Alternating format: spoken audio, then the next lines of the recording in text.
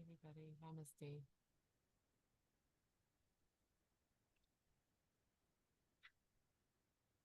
Hello, everybody. Hello. Hello. Okay. And we're just going to give it a few minutes for more people to show up.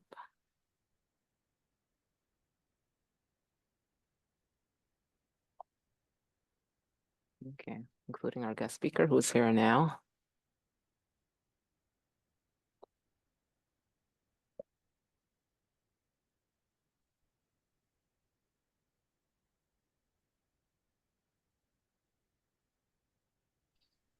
Hello. Hi, Amparo. Hello. And hi, Mr. Jackson. We're just going to give it a few minutes for some more members to show up or see who else shows up, and then we'll get started. But thank you for being here. No problem. I'm having problems with my camera. That's why it keeps turning off. I'm gonna see if I can get set up a laptop too. Okay. Thank you. Okay.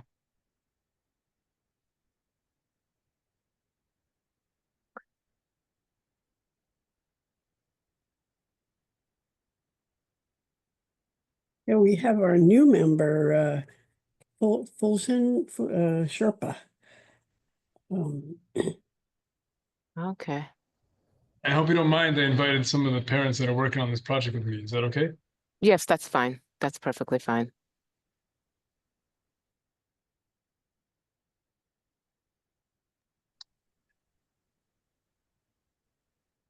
Okay.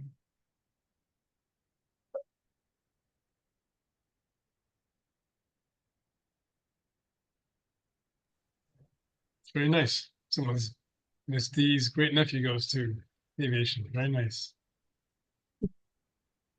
I hope he's enjoying it.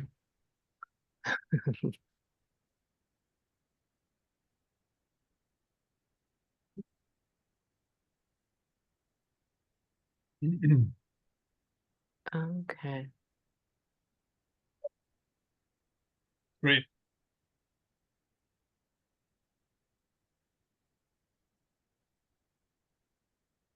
And is the meeting just for aviation high school, or is this a larger meeting?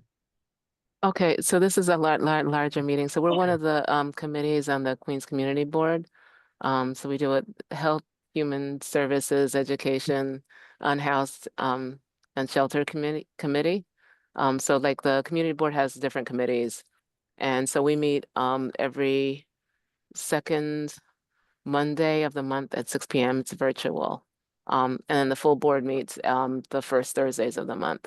So Oh, it's wow. just different community issues that come up and whatnot. And then yours was brought to our attention by Senator Generis's office because they mentioned that they had received a lot of emails about the aviation high school in terms of getting funding for your classroom for the Great. so we wanted to give you the opportunity to come and talk about it. And so, increase community awareness about all of this. I appreciate that. Okay. Now glad you were able to make it and glad it worked out for you to be able to do that. Okay, so we're gonna go ahead. Aviation is on Queens Boulevard, 30-something street, right? 36th Street, yep. Yeah. Now called Aviation High School Boulevard, but yes. Okay. Oh, really? Okay. You got a street renaming out of that. Okay, good. Oh, yeah, really? Yeah. Yeah, we're neighbors. Sunnyside is just down the block for the That's right. our office. Oh, yes. That's right. Yeah. Yeah, And by the we're way, right. I live It's in Sunnyside. I live on 40th and Queens Boulevard, so I'm Oh, also yeah? so you're real close. yes. Okay. Can't complain about traffic getting to work for sure. No more parking, none of that. Yep, that's right. Oh God, That's right. You have no that's my life. excuses. No When I'm in the excuses. office, oh my gosh, yes, Yep. story of my life. I tell people Especially that's now my with that new construction across the street, which is yeah. this, I think it's a dealership or something across the street Okay. from the senior center. Yeah, Yep. Okay. it's a huge monstrosity. That's what I call it. Right. Okay, so I think we can go ahead and get started. So Welcome everybody to the May 2025 meeting of the Queens Community Board 2's Health and Human Services and Education and Unhoused and Shelter Committee. I just wanted to start though by welcoming any new members to our committee. So if you could identify yourselves and if you're here tonight. Hi, Lauren. Excuse me, it's Debbie. Hi, Does Debbie. anyone need sharing privileges? Not Mr. Jackson, Ms. D, will you need? Do you have any PowerPoint Yeah, I would like presentations to or anything? Show pictures and things. Yep. You said yes? Yes, please. Okay, so then yes, Mr. Jackson will need sharing privileges, Debbie. Okay, I just gave them to him. I'm gonna make you Okay. host Okay, excellent. once I jump. Just once I Okay. make sure everybody's full. Good. Thank you. Okay, thanks, Debbie. You're New welcome. members, go ahead. Okay, hi. Adriana, Hi, I'm Adriana, the Panel for Educational Policy member representing Queens ECs. My preferred pronouns are she, her, but I will answer to any of them. And I'm looking forward to having this fantastic discussion because I'm really behind Aviation High School generally, but I truly do not understand how we've gone this long, putting the students in this position where it's twofold. They're not really able to test to failure, and that is not at all their fault, not at all anything that they can do about it, and also something that requires them to, put themselves and others in positions that they don't need to be dealing with. So I'm really glad that we're here, and Okay. I'm really proud to be here tonight. Thank you. okay. All right then. Okay, so I'm going to introduce a guest speaker tonight is Stephen R. Jackson, the principal of Aviation High School, who's going to be discussing with us the test cell engine power plant classroom funding need, which, as I mentioned earlier, was brought to our attention by Senator Gianaris's office at our April full board meeting. So, Mr. Jackson, please take it away. Sure. Thank you so much. I want to thank the, sorry, I have a cold and allergies. It's been very annoying. But I want to thank the state senator for letting you know about our campaign, and he's been here before, so I've met him a few times, so I'm happy to say he knows our school hopefully well. And it's great to see in the chat that many of you know the school, and even we're at the co-naming ceremony and have family members that went to the school. So this campaign that many of our local politicians are getting emails from is related to a portion of our school building that is a classroom for running engines. So to give you a little background before I get into the depth on that and show you some pictures and things, Aviation High School, this is the end of our 89th year coming up. We moved to Queens in 1958. New York City and the staff of the school back in the 50s put together the plans and design for this dedicated building to our program. And our program is all about aviation maintenance training. So our school focus is to train aviation maintenance technicians. That means the men and women that fix, maintain, repair airplanes, that make airplanes as far as manufacturers, inspect airplanes, the FAA, etc.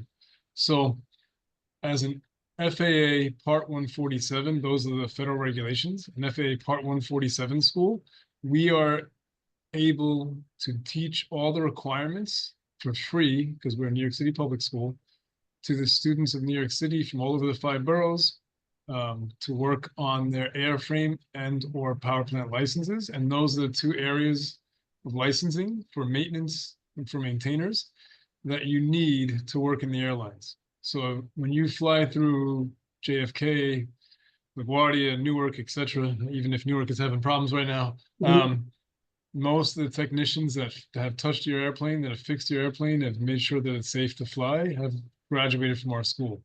Our students make up the large majority of aviation maintenance technicians, alongside with Vaughn College as well, which is a school over by LaGuardia Airport, of course. So that's the background. And you're always welcome to come visit and come see what the school's about. We are 7-story building. We have a hangar. We have many airplanes, engines, you name it. We have a 727 at JFK. We have a classroom at JFK. And when the building was built in 1957, opened in 58, in addition to the hangar and the 37 aviation maintenance classrooms, there was also what was called a power plant test cell classroom. So it's a classroom with an area to test engines, running engines. So students will work on or take apart an engine, for lack of better words, put it back together, and then they have to run it. That's what they have to do in the airlines, right? If there's a problem with the engine, there's a major overhaul, or it's timed out for a variety of, for the time usage reason, technicians have to take it off, fix it, run it, make sure that it's all been repaired properly. So we have the same procedures and process, and we have federal regulations to follow as well. Sadly, in 1998, the aviation power plant test cell classroom was shut down because pieces of these giant stacks were falling in 1998. So it has not been used since then. I'm going to show you some pictures from the interior. Exterior, I have to say they did a good job recently. In the past 10 years, we've had exterior repointing and new roofs and all that kind of stuff. So outside it looks nice. Inside it looks pretty terrible, but I'm glad to say the Division of School Facilities paid about $50,000 to get rid of a lot of the garbage that was in there. When I say garbage, most schools that'll come to you for your committee are talking about textbooks and things like paper and pencils. We're talking about old engines and engine stands and things that were very heavy and hard to get rid of.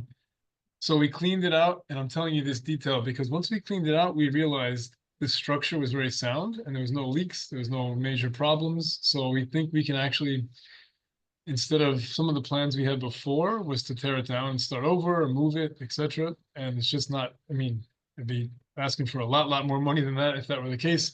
And I'm happy to say the structure of the test cell and the classroom alongside of it are sound and good. I'll show you pictures, like I said, in a second. I took a video a little while ago as well, just to show you what it looks like right now in the past hour. So that's kind of the whole gist of how this came up and why is Senator Gianaris and other politicians why are they getting these emails? Our school is made up of approximately 2,000 students. Technically, we have been open to the 5 students of the 5 boroughs forever.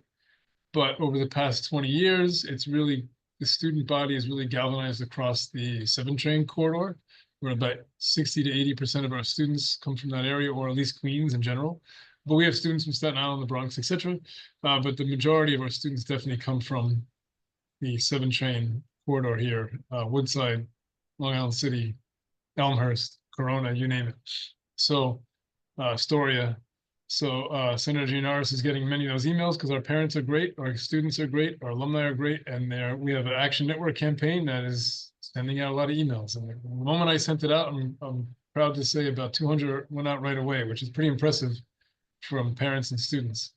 So that's how we got here. So I'm going to stop for a second. Does that make sense? It's a classroom space to run engines. It's not where you fix the wings. It's where you work on the engine, the big engines that power the airplane. So with that being said, let me show you some pictures. Some of these pictures are a little outdated because it was back when we had the work done on the exterior, but it has good picture of the inside as well. So there's no questions on that topic. I'm going to show you some of these things now. Again, this is not a great example, but that's they currently have green tiles on it. If you live nearby and past it for a long time, they have really green broken down tiles. They've been all fixed. And you can see there was construction going on.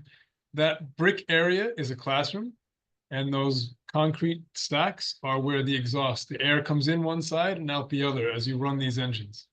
So what are we looking at? This is what it looks like right now. This is a classroom space that would help us with class sizes, would help us with safety, help us with our licensing ability. It hasn't been used since 1998. Shame on us for not getting it back in shape. All this garbage has been taken out.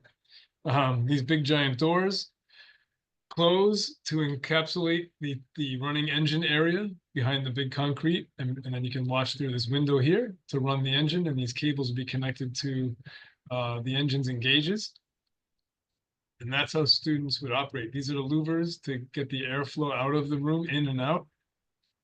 This is why the cost is about, we're looking to raise another $5 to $6 million across multiple politicians over multi-year.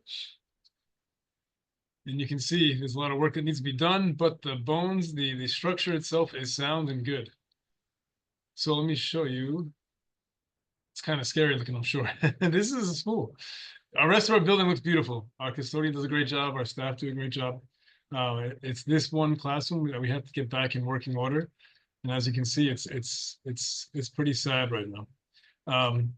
But again, no leaks, no structural problems, and it's really well built. So you can see how they had the engine window to watch the instrument panel.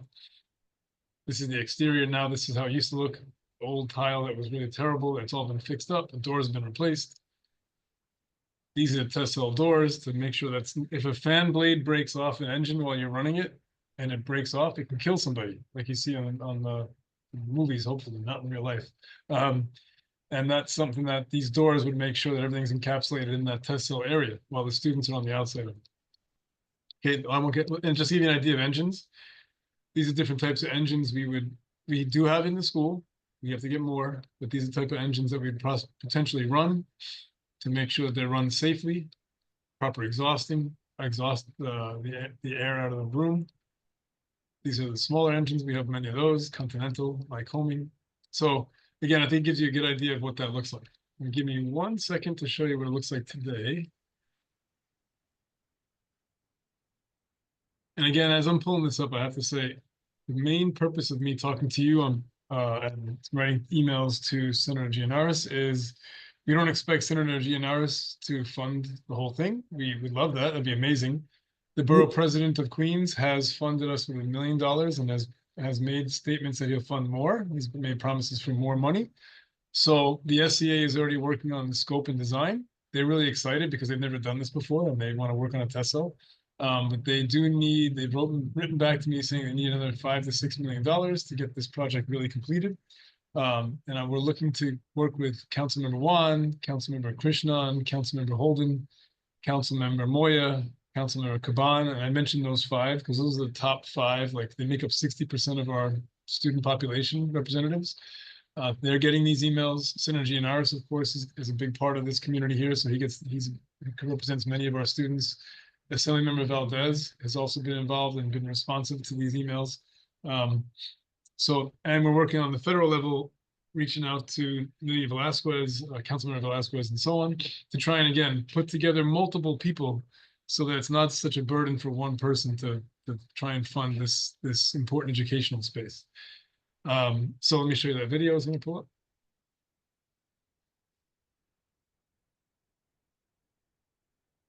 So I literally just videotaped this and recorded this a little while ago, just to give you an idea of what it looks like right now.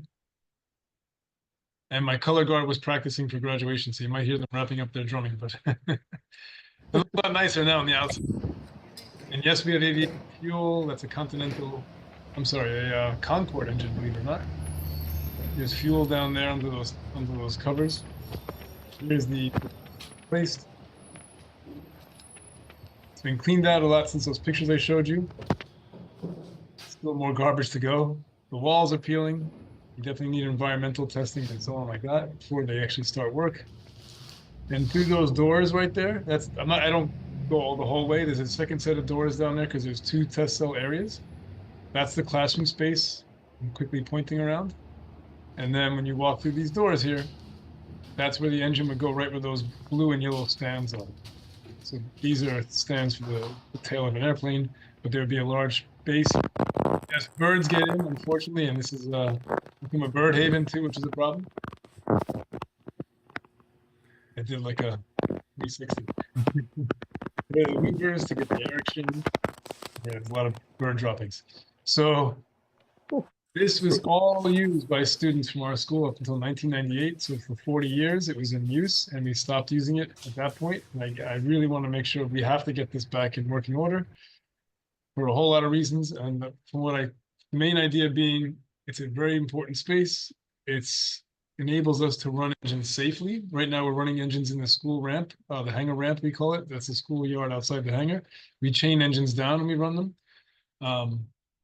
There's always a potential for any kind of problem. We take it very, very seriously, so we haven't had that, but there's smaller engines. We want to run more modern engines with more modern technology that will be able to monitor the gauges through like cameras and on computer screens, as opposed to that little glass window you saw.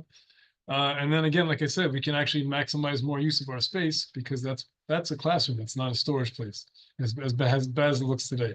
So that's the main overall explanation of what this is. Yes, and Miss Alicia stated a test cell is essentially a room where the engine is run behind those giant doors and the class is in that long space outside after the class has worked on taking the engine apart, repairing it, and putting it back together. That way, when it's run, it's safe for everybody. And again, the exhaust goes out much higher into the air as opposed to where all the people are. So that's the kind I can talk about my school all night long. I don't want to bore you with every single detail, but does that make sense? What questions do you have? So we're basically looking for a combination of everyone coming together like a super team here and helping us fund this across a variety of people, because again, we're not a zone school. We don't have the luxury of everyone living here and 2,000 parents and families support representing us in your communities board. But we do have students all over this area and all over the areas of the other members I mentioned. And that's how it came to your attention through Senator Gianaris. Ms. Gomez, our parent association president is here, Ms. Gomez. Ms. Alicia is part of the PEP. Anything I Okay. forgot in the presentation, Ms. Gomez or Ms. Alicia? Are the engines changing in recent times? Yeah, I think you So- summarized it pretty well, Mr. Jackson. thank you. Good evening, everyone. Thank you. Yes, the engines have been changing. Now, honestly, I wish I could have a whole rebuild because engines have gotten a lot bigger. Like FedEx gave us a CF6. CF6 is a huge engine. It won't fit in through those doors and into that test cell. And the SCA said we really have to stick to the footprint of the structure of what it was to follow the building code. Otherwise, the cost would be astronomical if we try to do something different and follow modern code. So we can use more modern engines. We can't use the giant engines you see on like a 787 or so on. But we can use more modern engines that the students do have access to in the school. Thankfully, due to our partnerships with the airlines like JetBlue, Delta, FedEx, Cargo, like I mentioned. So yes.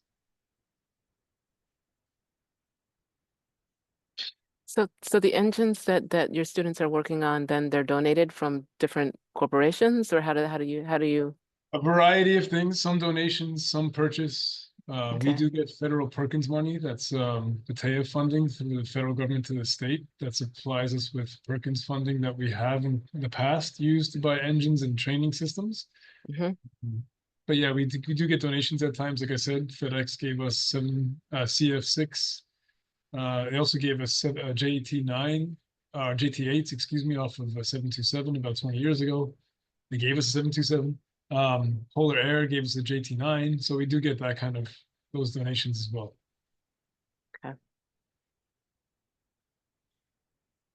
Yeah. then, So that's a good point that's stated in chat from Miss Alicia is, I didn't mention this, but in order to earn both licenses, airframe and power plant, you have to stay for 5 years. Why is that? It's a lot of curriculum work on top of being in a high school. So you have all your core 4, language, arts, phys ed, etc. And then you also have to have freshmen have 2 periods a day of aviation maintenance, sophomores have 3, juniors have 3, seniors have 4 periods a day, so 3 hours.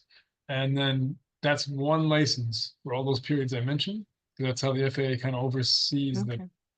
the hours that it takes to earn a license.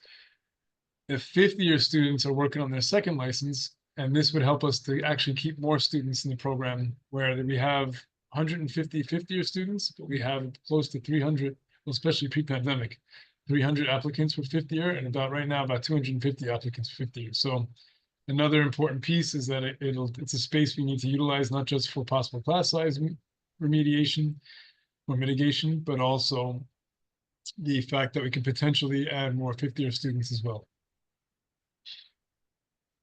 And do I'm just curious as to where most of your students go after they graduate. Do they go on for additional education, or do they go like get work in the field, in the industry, or like what typically happens? Combination, to be honest with you, great majority of students want to go to college because that's what you've been hearing since you were born. You're going to be a doctor, lawyer, president of the United States. But when they get to us, and you're talking about 50 aviation maintenance teachers that are working in their classrooms that are graduates from our school and also work in the airlines. they learn a lot more about what the airlines are about. And right now, as you see in the news, there's a huge shortage. So you can make out of any aviation maintenance school, but let's use my school because there's no tuition, it's free, it's debt free. You can go right to work and start in the low 80s. So as a high school student with both licenses, you can make 80,000 or more, not counting overtime. So why am I telling you all these details? More and more students are looking towards the aviation industry than they had in the past. Depends on the time, like post 9/11, there wasn't a lot of jobs, but many of our students do that and go to school. Many of our students will go to industry, make money for their family, go to college later on. Some of our students will go to college and then go to the industry later. We have a lot of students that want to do engineering. So, JetBlue is right down the block. The head of engineering for JetBlue is a graduate of ours. Most of the engineers on his team are graduate of ours. So it's a combination of college and aviation maintenance and a few other fields. The military is very popular too. Okay, true. That's another big area that some of the students, especially in our JROTC, that want to go into that. And then we have students that go into unrelated fields. But yes, we have students that do go directly into the airlines. We have students that go to engineering school, definitely electrical, mechanical, aerospace engineering, and then a whole range of other career paths. And then you said your teachers are former are alumni or people working in the aviation industry then? Yeah, that, both. okay, Both. both? Well, most of the aviation maintenance teachers, some of the academic teachers are graduates, and the aviation maintenance teachers, most of them work in the airlines because, kind of like I just said, this money's good, so it's hard to give up Okay. that as well. But the more time they have, they can have a more flexible schedule and not work Okay, like overly worked and so on. But okay, they can trade off shifts. But yes, they have okay, currency in the field, and they were in those very seats that our students were in. So okay. I tell you, if any of you want to come visit and see what it looks like, because it's Ah. more impressive to see it than to see me on a camera talk about it. But Yeah. we have 7 stories of aviation maintenance classrooms. Yeah. They're No, more things to talk about. I would love a visit. Sure. I Anytime. would love, and yeah, you too, Dr. Raz, and anybody else here too. Yeah, that would be great to Sure. see that. When I'm is sorry. your graduation? Sorry. When is your graduation? You said there were. June 23rd. You're welcome to join us. It's in our hangar. It's very Uh-huh. unique. It's awesome.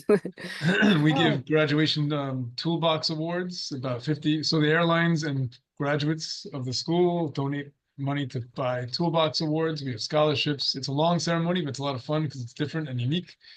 And on stage, you have the vice president of line maintenance for American. You have the vice president of tech ops for JetBlue. You have all these people that are part of our community.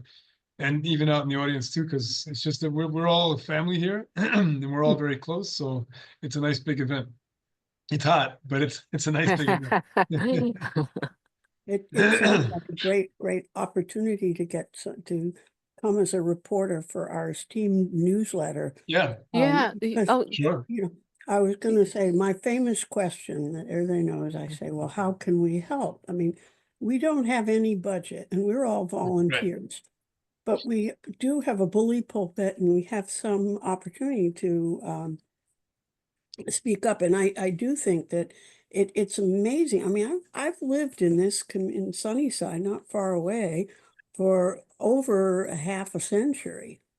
And, I see the school, but I had no idea that it is very seriously into the aviation industry. And it definitely provides an opportunity for people to, who don't necessarily want to go in a strictly academic route, Right. but get into the workforce in a meaningful way. And I'll bet they get great travel benefits too, right? Oh yeah, that's a big draw too. So their families love that. They get free travel benefits for sure.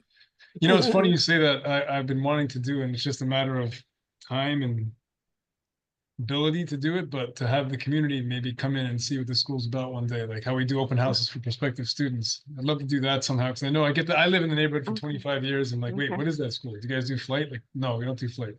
Many of our students go on to be pilots, but not because of us.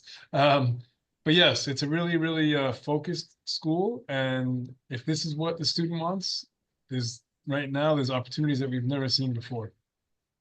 So I noticed in the chat, Luz was saying her daughter is going to the school, and it makes me wonder, are many of your students disproportionately young men, or are they both? Yeah, that's a good point. So when the building was built, it was built for all boys because it was an all boys school. So we are now 80-20%. So 80% male, 20% female. It's like 79%, 21%. But yeah, when I started, and I'm not saying this because of me, I'm just giving you like a timeline. I've been here for 25 years. I started teaching here out of college. It was about 3% female in 2000. So now 21%. It's where it's kind of leveled off. I think it's not so much, we do a lot of things female oriented, like Women in Aviation, and we have different events, which is, by the way, a public event in October we call Girls in Aviation Day. It's part of the larger Women in Aviation International organization. But the changing STEM world, where there's more and more STEM opportunities in elementary and middle school, has opened more program ideas, I think, to young women to join the field. And I can tell you, there was an event at JetBlue's hangar back in about a year ago, and Chancellor Banks was there. And before he left, I made sure, like, hey, Mr. Chancellor Banks, come here. It's like, these female technicians are our graduates. They're not just here as and he's like, oh, this is amazing. So it was like most of the technicians in the hangar right there were our female graduates that work for JetBlue. So Delta, JetBlue, American have hired a lot more female technicians over the years. But to give you perspective, it's still not even 3% female in the industry. It's about 2.7% right now. So us being at 21%, other aviation schools, like, how did you do that? How do we do that? So yes, it's a fair question. And what about your faculty? Say again? Your faculty, are they mostly men? I'm happy to, yes, they're mostly men in the shop for sure, not in the academics, but I'm happy to say in the past 2 years, I've hired, I think, 4 more or 5 more female teachers. So it was down to like 1 or 2 after a few retirements, and now it's back up to like 5 or 6. Which seems like a lot now because we haven't had that, I think, if ever, actually. So that's changing also. And it was funny, I had the visitor from JetBlue today, and a couple of my students, one female, one and her brother actually, so male and female, were talking about how they want to come back as teachers one day, and once they graduate and get some experience. So How often does that happen that your alums want to come back and teach there? Happens quite a bit. Okay. So I'm so when I tell, because I get a lot of visitors from other parts of the country and the state, and actually the guy from Australia just emailed me to visit tomorrow. That happens pretty regularly because we're so unique and we've been around for a long time. What I would say is hard for aviation maintenance schools across the country is just like I said about the shortage of technicians. That means there's a shortage of teachers. Like, you can make a lot more money working for Delta than you can for a school aviation maintenance school. But we don't have it as bad because the dedication and the love of the school brings our graduates back to work with us. So I was short. I was down by like 3 or 4 teachers this year, the past few years. Every year it's been attrition gain. I just hired 3 or 4 people and they're all graduates. Okay, excellent. And you have an aviation background too as well then? Or I do not, believe it or not. So I was a socialist teacher. I've learned on the job training. When you come in, I can talk to you all about it, but I can't do the work. So I can just talk about it because I've been here doing this long enough to know what I'm saying and know what it's all about. But honestly, once you come in, the students take over and they explain what they do in their classes. I was a history teacher out of college. Okay.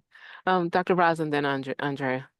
Yeah, I used to work at the College of Optometry, and they have the same sort of a dilemma in the sense that to get faculty, but it's the state college, and the health benefits are especially attractive. So there were many optometrists who came in for 1 day a week and got phenomenal health insurance, as well as an opportunity to have some mix with their academic and other colleagues.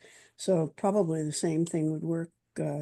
Yeah, that's what we highlight in our sales pitch, is that we can't compete with the salaries, but the stable hours. You're not working midnights in the cold, out in the elements.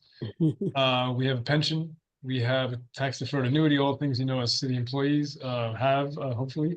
And we highlight those things for sure. Yes, that's another big reason why people come back as well. I see in the chat that Ms. Gomez wants me to remind you that the vice president of line maintenance for American Airlines, she's a graduate of ours. She graduated in 1998, and she's an amazing supporter of the school and just an all-around amazing person. And we have quite a few examples like that. But yeah, she's great. Miss Evita Garces who's now lives in Dallas, of course, because that's where Okay. American Airlines is headquartered. Okay. And the valedictorian for this, is this for this year as a young lady? That I was looking at Adriana's comment, that's this year's valedictorian? Yes. Oh, So yes. yes, Michelle Yes. she's in the JROTC. She's going to go to MIT, and she wants to work for like a company like Pratt & Whitney or GE Aerospace, working on engines that go in that Tesla. So that's Okay. so many of our students that don't become technicians stay in the world of aviation. That's another thing, by the way, I want to make sure I clarify too. Obviously, we want students to be technicians, especially now because the airlines need them. But the school opens up a world of aviation to them because our students, our graduates, are pilots, FAA inspectors, aviation lawyers, aviation managers, aviation business, aviation insurance underwriters. And it just becomes part of like the DNA of what they get involved in. And then we're so interconnected that yes, we do, we have had career fairs and things, and we have career day and so on. But honestly, our graduates are so connected to the school; they're here regularly. Like I said, the vice president of Tech Ops from JetBlue was here today, so they pick up the phone, they talk to us, about whatever needs they have. So it's all interconnected, and they get access to a wide range of aviation career paths. Okay. Andrea? So count me in and visiting the school. Sure. I've been at Sunnyside for the last 17 years, and I've seen the school, never been in the school. So I mean, it's amazing what's going on behind those walls in terms of the school. So forgive me if you mentioned this, but I wanted to ask you, have you tried to get any kind of media around the ask? Because obviously you're looking for funding, Oh, and great I question. think that and we all know that aviation has been on the cusp of, conversations. So I feel like it's ripened to try to use an opportunity to talk about the school and the need for funding. So I was just curious as whether That's or a good not you have question. thought about. We have had quite a bit of press coverage in the years. We're so unique, and usually in relation to the shortage.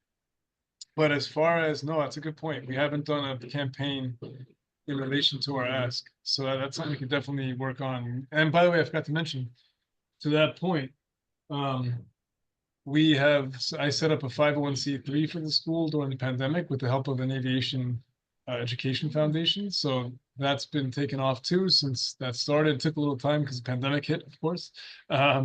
But we have the airlines and the companies and foundations love to hear that we have a 501c3 to support the school as well. Right. And then my other question so I know that Dr. Roz did ask the question about how can the community board support the cause. And I think again, folks that live in the neighborhood, if there is an awareness, then they can also use that leverage to talk to the electeds in terms of giving support.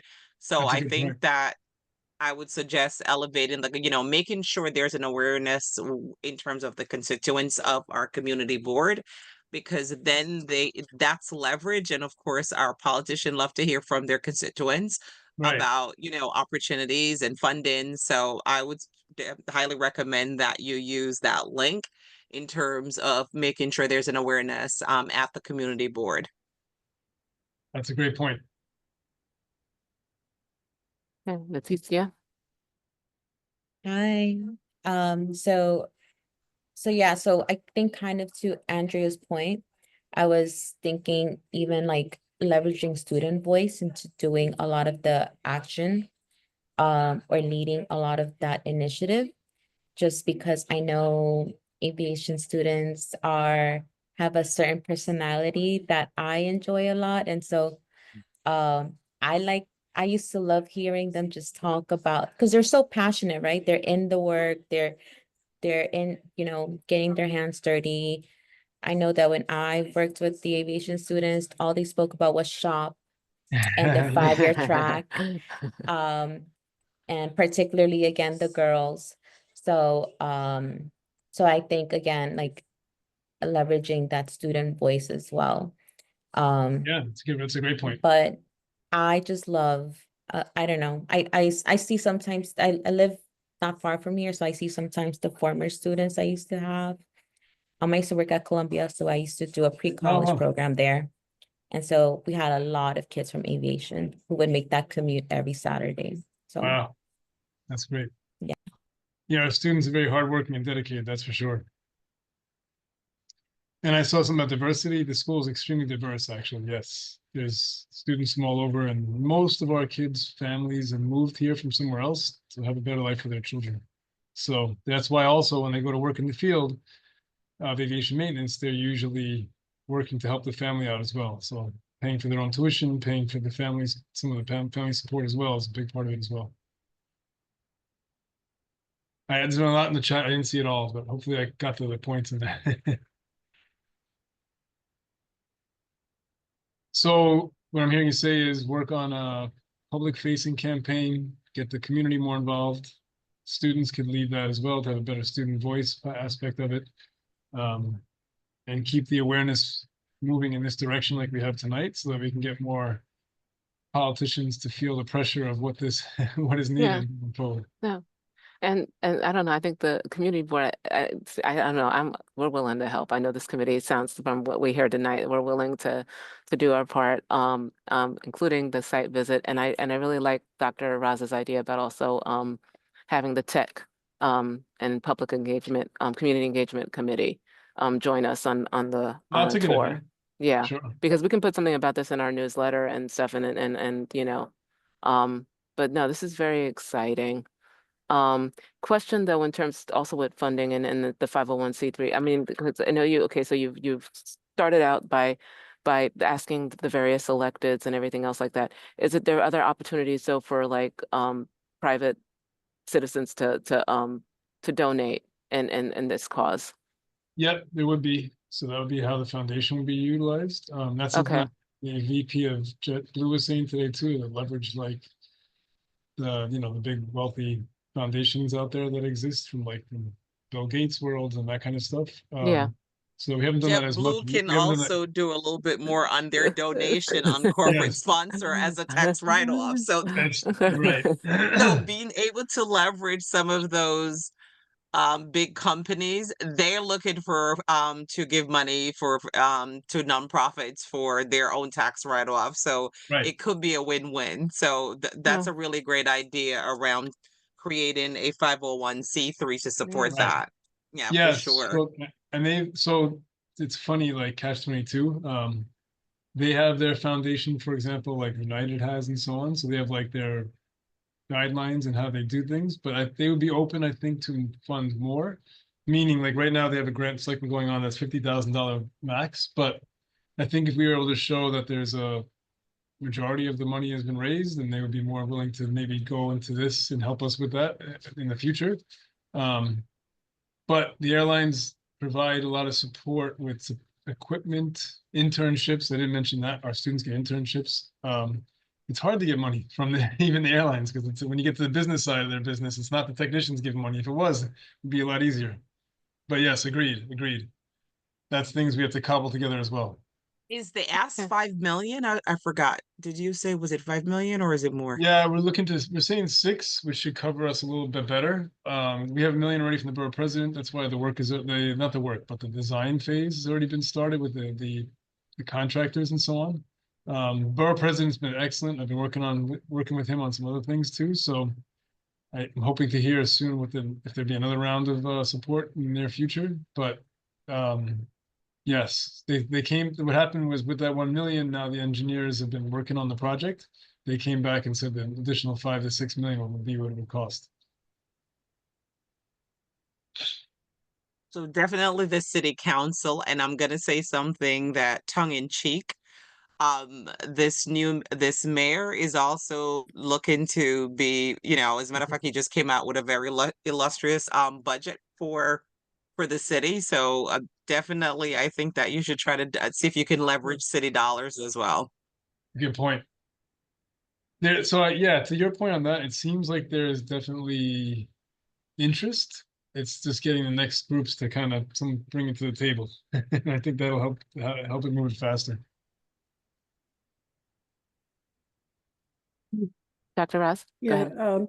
would you consider something like having an open house? And the reason I say that is because it might be also something where your students could participate and be able to show off things that they like about their school.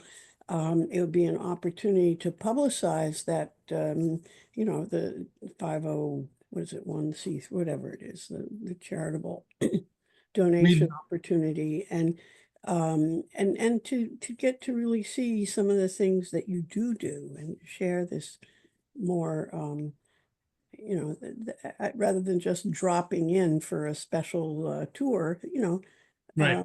And you know, you can give some coffee and cookies or something and whatever. Yep. Just a thought, especially. Yeah, no, I agree. I love the idea. It's something I've been thinking about for a long time too. So yeah, that's something we could do. So just to give you an idea, we do that for obviously prospective students. Oh, and I forgot to mention something. But I'll come back to that in a second. Yes, I've wanted to do something like that. So that, like, you lived in the neighborhood a long time and you didn't know it was inside the building. So I'd love to do something like that to show everyone how unique this is and what a resource it is for the city. So that's something we could work on probably at this point more for the fall because the school year is winding down.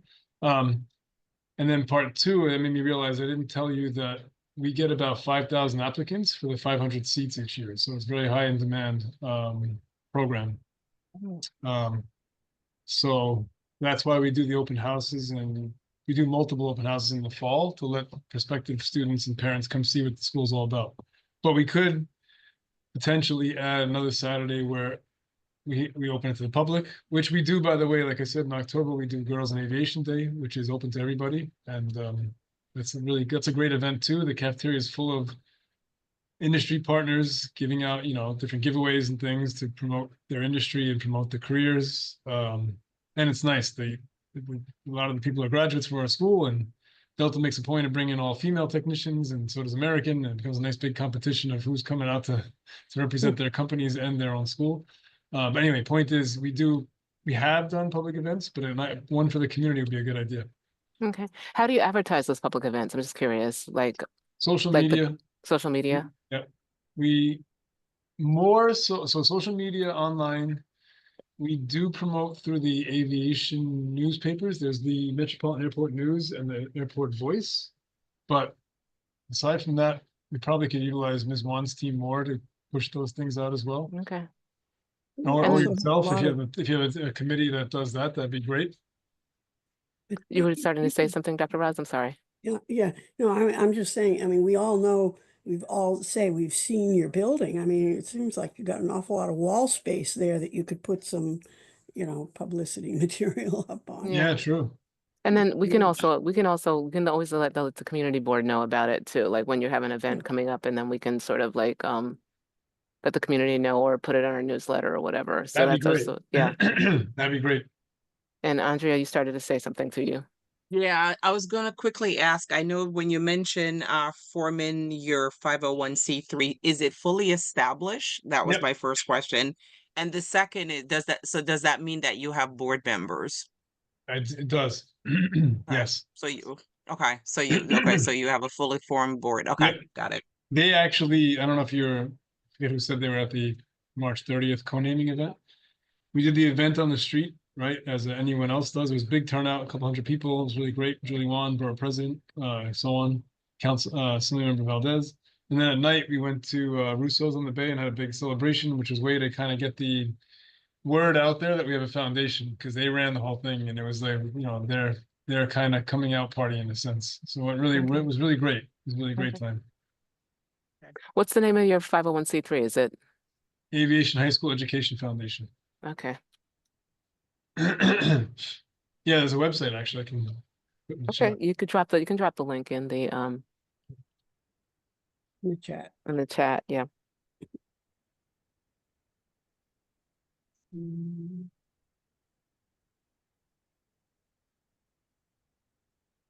And Okay, I think good to know. I'm not sure if everyone's on the email, but that's my email address. Easiest way to get in touch with Okay. me.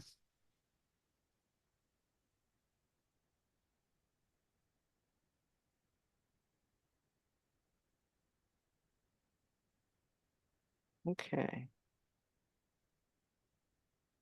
Does anyone have any other comments, questions, or anything from Mr. Jackson? And do you have any final words, Mr. Jackson? I love the input. Any help now that you know the cause and you know what we do more than before. Mhm. I really love any help you can provide to kind of bring all these pieces together because a lot of moving parts. Ms. Gomez, Ms. Alicia, Mr. Leather, and a few other parents. We've all been working really hard on this, and we are making progress on improving our way of doing this. But we have a lot more to do, and your help will be definitely greatly appreciated in that process. Okay. Okay. No, thank you. Thank you. Thank you for sharing with us all about this. It's very Sure. fascinating. So, and the same thing, Dr. Ross, I've been in this neighborhood a long time too, and I'm not really familiar with your school. So it's great to hear. Well, we will work on a public event, but come on over as your group, and I'll show you the school as soon as you want. Yeah. Yeah, I think I I'd do like to. tours all the time, so I got that down. Okay, I don't, Dr. Ross, I agree with you having a public event, but I'm like, I'm not wait. I don't know if I want to wait till the Don't wanna fall. Right. Sounds good. Just let me know when. Okay. All right. Sounds good. Okay. All right. We'll also get Great. in touch with the tech committee too about this. Okay. Yeah, that'd be great. All right. Okay. So you're welcome to stay. We have some other business to take care of as a committee, but you're also free to leave. But just wanted to Okay. thank you for coming tonight. Thank you so much for having us. Really Okay. appreciate the time. Thank you. And you're Look very forward to welcome. seeing you. Oh, Bye. Have a wonderful okay. Thank you. Okay. Thank you. Okay. Thank you, Mr. Jackson. You're welcome. Thanks. Okay. So next on the agenda is old business. MSD is here to talk to us about the Medicare, the bill regarding Medicare Advantage. She wasn't able to make it to our meeting last month, but wanted to give her the opportunity to share information about it, to give us any updates, tell us about any timelines. And I let her know that we had expressed support for this the last time, but at our last meeting. But take it away, Ms. D. Hi, good evening. It's so nice to be back in Sunnyside, even virtually. My parents lived on 45th Street for 40 years. I lived there for 10. My mom used to come to the center to play bingo. And I worked on Thompson Avenue right across from LaGuardia when New York Public Library opened the Library Services Center there. So got it in my genes. Okay. Anyway, thank you so much. You guys are superstars for, doing this without anybody even coming. So thank you so much.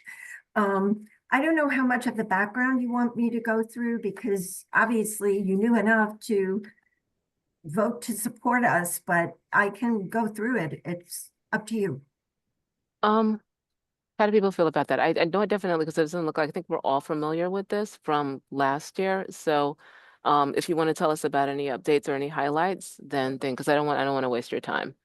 I don't want to waste yours, but Okay. anyway, I don't know. Are you familiar with how this whole situation came about? That the money was taken from the Health State Insurance Stabilization Fund and used for raises. And now in order to pay it back, they decided to put the retirees in a Medicare Advantage plan. Anyway, even the mayor, when he was candidate, called it a bait and switch. And I just want to say that there is funding in the city budget. It's been a line item in the budget since 1967. And the cost is less than 0.6% of the city budget. Also, you may know, and stop me if you know, Medicare Advantage is the default healthcare plan for seniors in Project 2025. These plans deny care. They also have limited networks. They overcharge taxpayers by a minimum of $88 billion per year, up to $140 billion a year. And that comes from the Physicians for a National Health Plan. They do it by doing something called upcoding, which is making you seem sicker than you really are in order to charge the federal government more. They also have used artificial intelligence to review claims. They deny it, but we know they do it. And we've been fighting this battle for 4 years with a two-pronged approach, litigation and legislation. We've won 11 unanimous victories in the courts, despite Mayor Adams's consistent appeals. However, litigation is expensive, and we have no guarantees that the higher courts will support previous decisions. Our last big case regarding the city's ability to force retirees into a Medicare Advantage plan, we call that the nuclear option, will be heard this Thursday in the New York State Court of Appeals. Even if we win this case, however, we still need the legislation to protect our health care, because they can start this all over again. And we still have another case to fight, copays that were imposed for the first time on retirees in 2023. We got an injunction against those, but then New York City renegotiated the contract with Emblem Health. And so as of January 1st of this year, we have these backdoor premiums again, because that's what they are, in fact. And for some retirees, these can be like a monthly car payment, because if you go to physical therapy 3 times a week and they charge you $15 each time or more, that's $45 a week. And my former union, a DC 37, there are people with pensions like $900, a month. And it's just not affordable, So, and any place you go, like if your doctor sends you down the hall to a lab for a blood test, that's another copayment. So we have another case fighting that. And as you know, from last year, we had the Intro 1099. And again, I thank you from the bottom of my heart for supporting that bill. Unfortunately, it never made it out of the committee. So some months ago, council members Chris Marte and your very own Robert Holden introduced another bill, Intro 1096, to preserve our healthcare. This would codify the healthcare of New York City retirees once and for all. Again, I'd like to thank you for voting to support a resolution or letter of support for this bill. Anyway, I would also like to say that this is a social justice issue. Those who would be affected most adversely would be women and women of color. Because of lower salaries and pensions, they might not be able to afford a supplemental plan or Medicare premiums, and they would be forced to take a Medicare Advantage plan. And Medicare was started to equalize every senior's health care. No more Black hospitals, no more Black doctors' offices. It was to, across the board, for every American of 65 or over to have good health care. And so I'm asking the community board to please support our bill by passing a resolution to support us and endorsing it, or again, writing a letter of support to Council Member Julie Wan, because Council Member Krishnan, Council Member Holden, they are on this. Robert Holden initiated the bill. And Council Member Krishnan, I believe, was also on 1099, and he has co-sponsored this. Julie Wan has not, unfortunately. Okay. So right now we have 15 council members who have signed on, and your endorsement will obviously strengthen our position immensely. So I thank you. And you asked about a timeline. Sooner is always better. Okay. I would say before the end of June would be best. And 250,000 lives depend on it. So thank you for your support and for having me. You're very welcome. Can I ask you, oh, sorry. Yes, you can I was going to ask you actually about Julie Wan. So have you talked to her about this new bill? Like I said, she hasn't supported or signed on or anything else like that. Has she been in any sort of conversation with you regarding this iteration No. of the bill? I'm only a volunteer, so she wouldn't be in conversation with me. I Okay. haven't heard that she's You been haven't heard in any? Okay. conversation with Marianne Pizzitola, the president of the NYC organization, Okay. Public Service Retirees. We all call the city council members. That's Okay. homework for us, and, Okay. I know that there is pressure put, you may have read about that too, that my former union, and by the way, our unions no longer represent us. They cannot negotiate for retirees, nor can the Municipal Labor Committee. So anyway, no, I don't know what, Mhm, mhm. anything she has said about it. I hate to say this, but a lot of city council members, support retirees in speech, but they don't sign on to the bill. So anyway. Okay. Amparo, are you able, Amparo?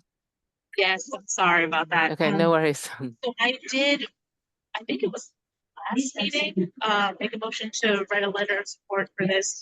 Yes, Should I thank make another motion? No, this was just to give Ms. D an opportunity. We're on I board. just We wanted just, to make sure like that it was we, carries and everything. Okay, good. it carries. And the other thing we did, though, I'm going to tell you, Ms. D, is so we talked about this and discussed this at our last committee meeting. And then at the full board meeting earlier this month, we let our members know that that this had come up, this was brought to our attention. But that we were going to go ahead and we had moved to like write this letter of support. It's going to come out of the committee. It said, given that we had unanimous support for from the bill the last time, we're just going to reference that. We had full Yes. support, and now And we've thank got you this so bill much. and everything else like that. So that's how we're going to move. So no, Amparo, Thank we're you. good with what we would. This is just giving Ms. D an opportunity to speak and apprise us. That's it. Like you I'm- guys were superstars. You didn't even need me. So Okay. thank you. No. Appreciate. No, this is good that we have this information on the record, because it's like we didn't really have anybody to talk about, like in terms of from the community itself to come and tell us about, to update us or anything else. So what you said, and then giving us the timeline is very important, because that was one of the questions that we had the last time. So Andrea and then Dr. Raz.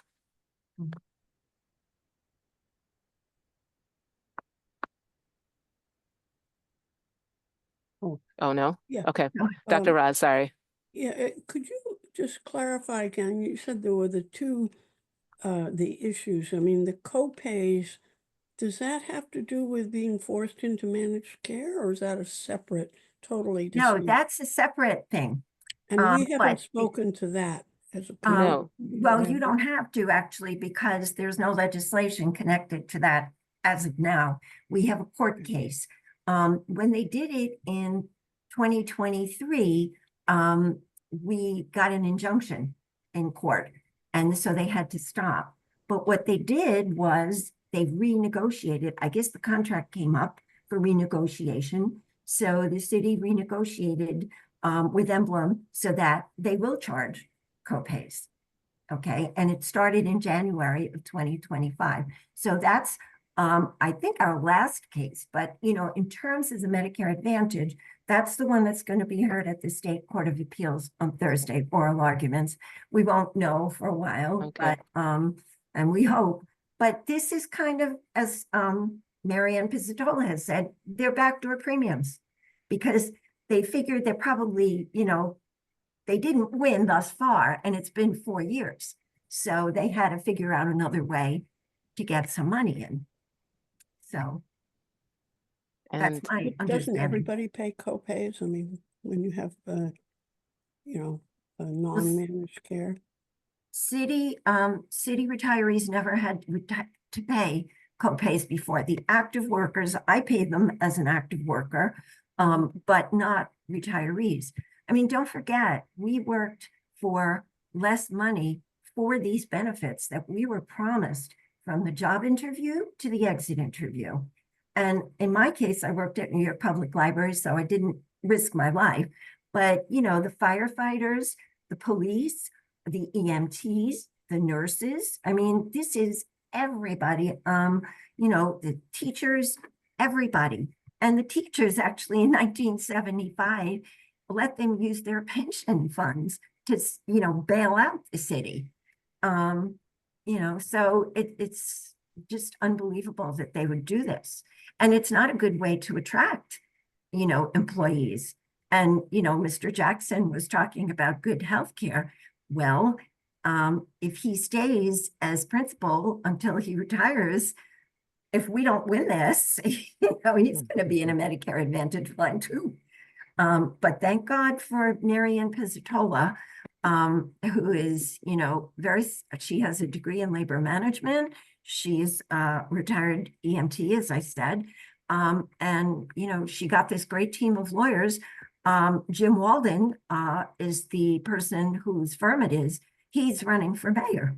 So anyway, and I don't know, you probably have quite a good number of city retirees in your district, I would think.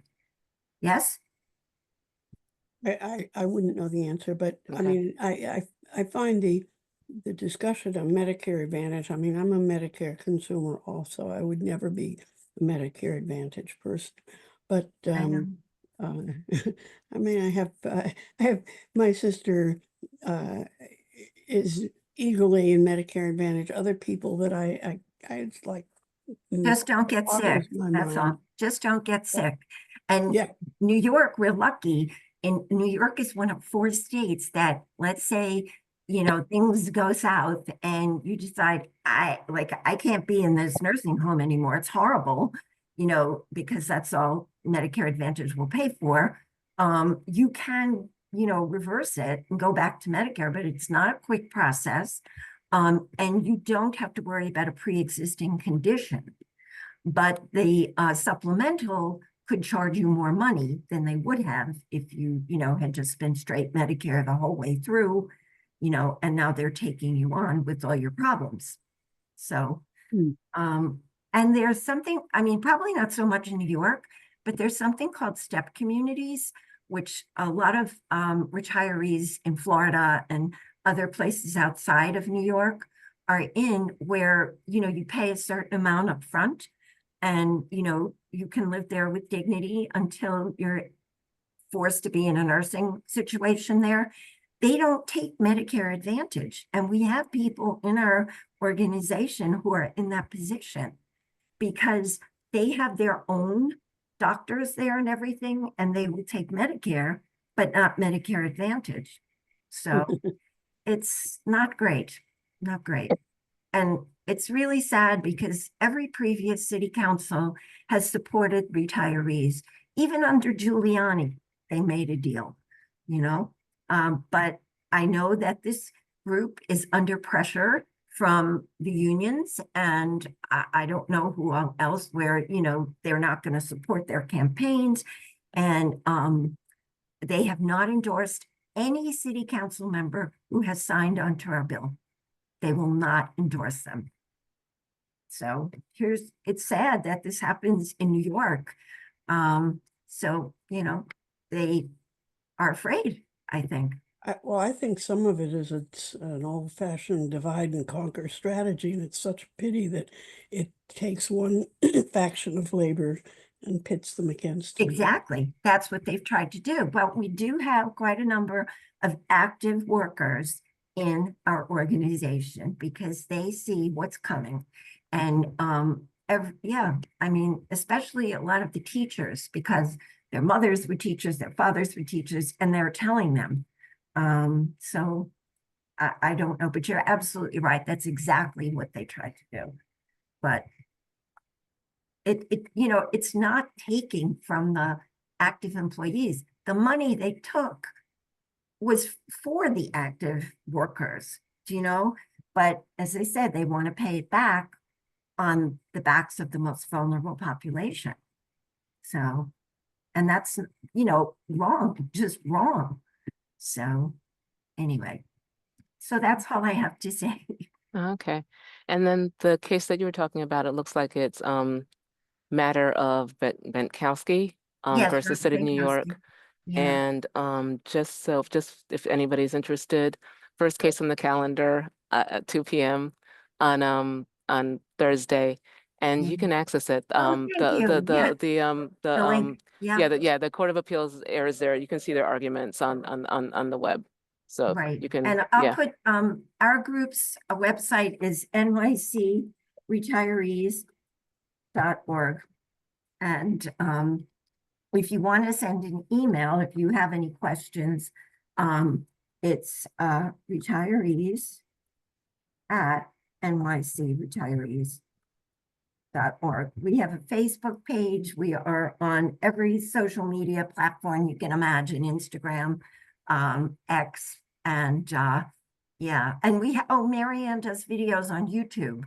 If you're ever Oh. interested, she's been having city council candidates on Friday night updates, and you can watch those on YouTube. Okay, what would we look up on YouTube? Like, how would we find it? NYC, I'll put it in, Organization of Public Service Retirees on YouTube. Wait, not services, service. Okay, Sorry about that. no worries.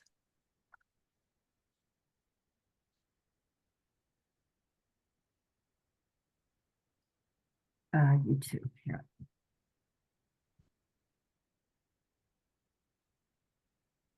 Okay.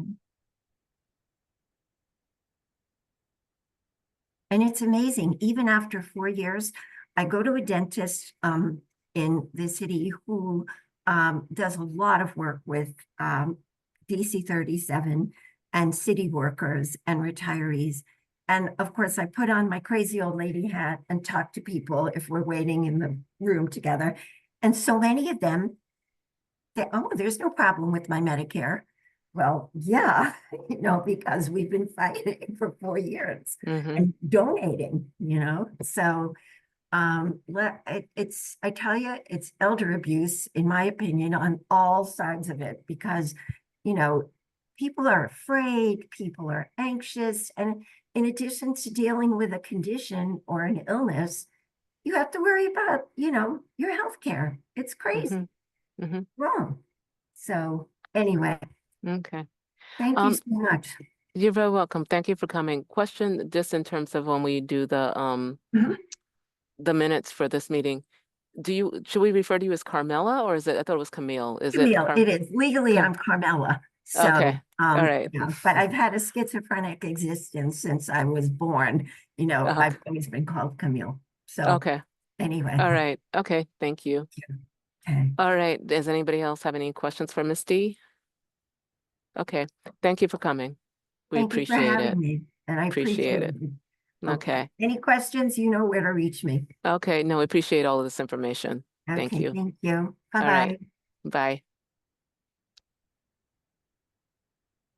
Okay. Any other old business? Any new business? Oh, Dr. Roz, did you have something you want to say? Oh, you're muted, Dr. Roz.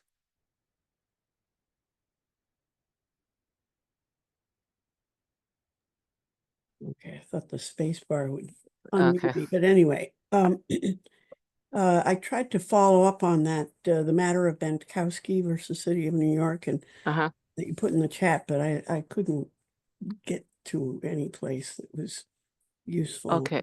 I Okay, let me just, just, I'm gonna do, okay, so I'm gonna do the case summaries for that day. Okay.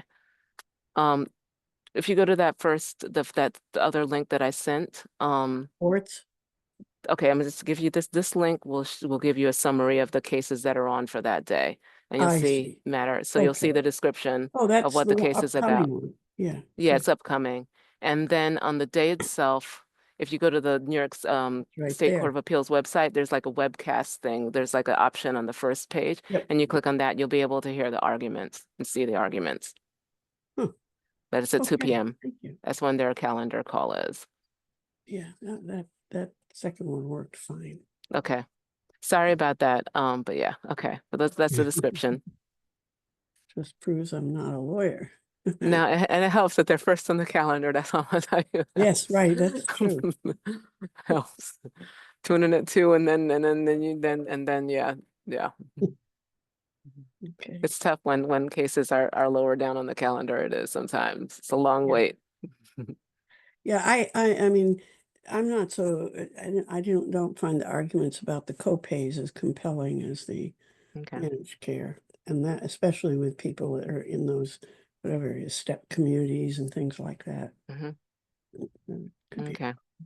And thank you for asking for clarification on that, so that we know that what we're focused on is just the or that we at this point all we have to is just support the as we voted, support the the bill that's pending. Mhm. Okay. Anything else?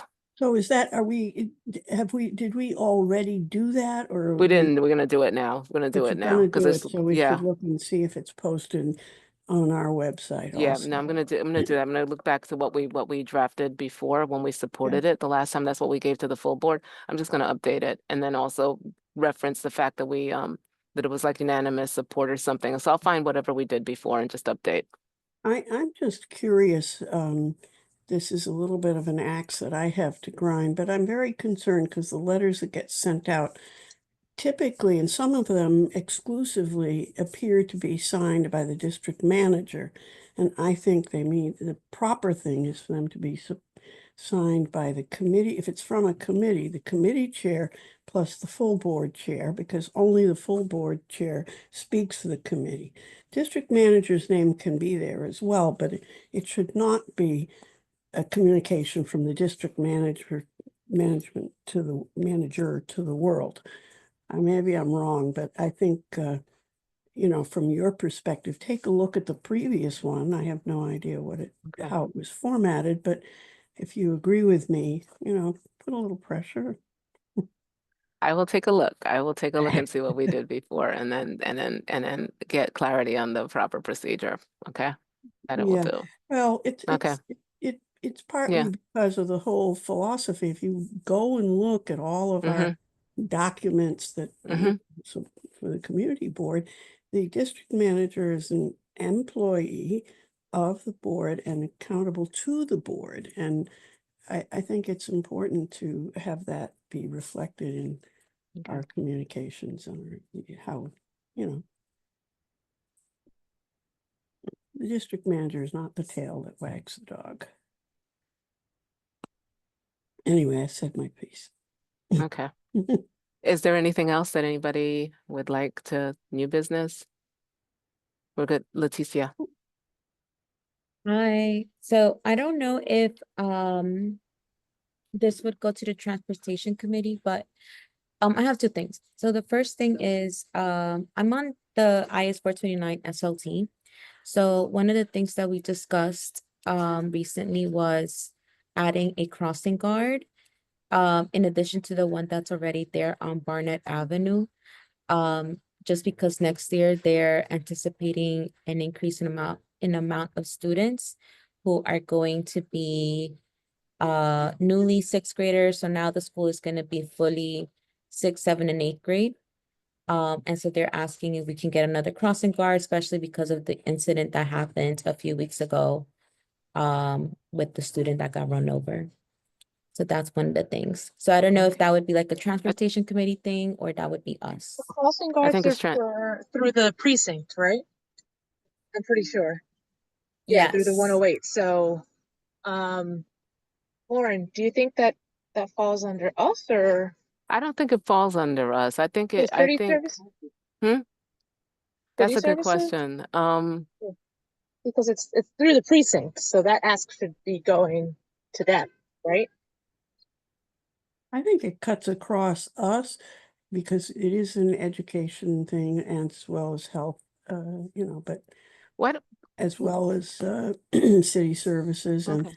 obviously transportation. I think at transportation, we did talk Okay. about this. You know- last meeting. I'll also add that when I had raised the crossing guard issue earlier in the fall, they acted really fast. So whoever Whoever it the- was. Okay, we're gonna, okay. so whoever, I mentioned it during one of the board meetings in the fall, and like I think in like a week or two span, the school got a crossing guard.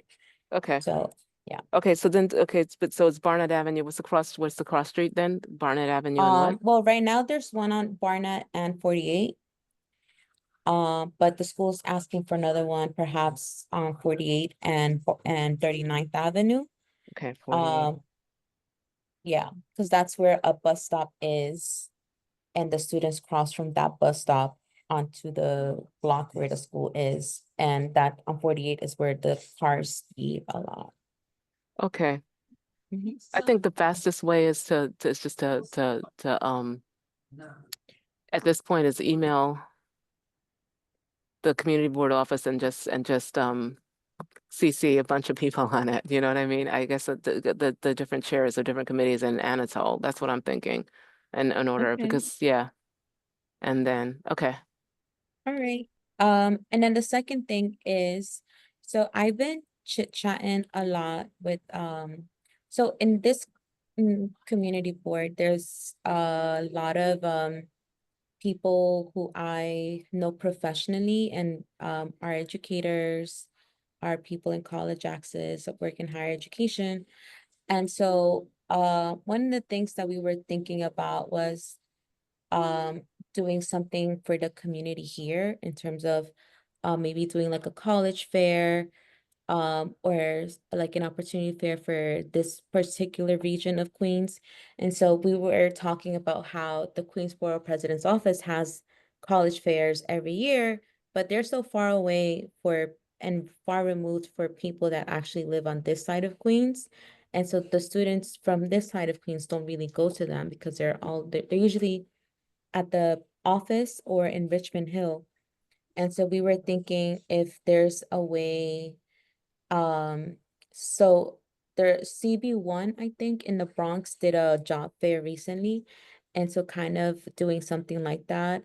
And a lot of the legwork wouldn't be, left up to this committee because I've planned several large college fairs in the past. But if that could be something that we can maybe plan for in the summer or in the fall or maybe even next year. Something that caters to the students, because there's a lot of high schools here in this community board. And so something that caters to that population of students and also just the residents here as well. And even perhaps partnering with the local CBOs like Sunnyside and Woodside on the Move. I think it would, and of course, I know also Congresswoman Velasquez does a lot of different types of community and education events. So even like we were really brainstorming of like how do we get something here in this side of Queens. And so yeah. okay, Andrea? So Letitia, real quick, because I unfortunately have to jump off soon. Definitely you should, if there is a plan to proceed, I'm sure Sunnyside would love to partner on the event because of course we have we have the high school students. As a matter of fact, I think we do work even with Aviation High School. So the education side of Sunnyside is not under my portfolio, but I do know the assistant executive director who is my peer for youth and family services. So we would definitely would love to partner with whether it's Woodside on the Move, we do work with them as well. So you know where to find us in terms of a potential because I know that we host college fair, so maybe you need to connect and see what we could do, to expand on what we currently do. Yes, that would be great because like I said, I don't know, not that I don't appreciate this committee, and I think I've asked before what is the purpose of the committee, but I want to do more like actual stuff in the community. And so that's something that I've thought about. And so they kind of inspired me to bring it here. Okay. So yeah. I think it's a great idea. How do other members feel? Totally supportive. Yeah. Okay, thanks for coming, Andrea. So we're all on board. So okay. Why don't you connect with as a first step, Leticia, and happy for you to take the lead on this. Why don't you, as a first step, as Andrea said, see what SES does. And I'm gonna okay. just type my email address here, Letitia, and you could and I'll do an e-introduction with the folks at Sunnyside that you could have further along the conversation. Okay. And just continue to keep us posted on that and how else we can help with this and everything, okay? Leticia?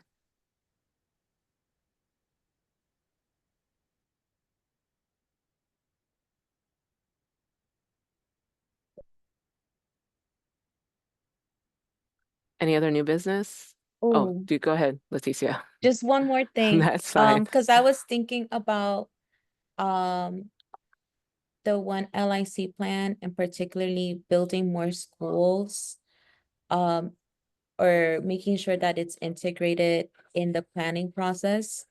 And so I was just also wondering, how can this committee kind of push a little bit more for that, and also to ensure that it's part of the plan? And also, I know Sunnyside has a new office in that part of, the region. And so, either maybe even, I don't know, giving them access to more space so that they can expand services and the local community there. But I also don't know if it's like a high need area or potentially in the future. But that was a thought that I also had. Okay, I know Amparo is part of the working group. Question though for you, Leticia, though, is are you planning on coming to the public hearings and okay. All right. So that's exactly a way you could bring it there. Yeah. Yeah. Yeah. How would you feel about saying that or at the public hearing? I'll think of something and I'll polish it and all of that. Okay. All right. Let your voice be heard. And thank you again for that idea about the subway surfing, and having that. So really appreciated that. And it's something that is of concern to the full board itself. So it was good. Okay. Anything else? No? Okay. Motion to Oh. adjourn. Okay. Second. All right. Take care, everybody, and thank you. Thank you for your Thank participation. you. Okay. All right. Take care.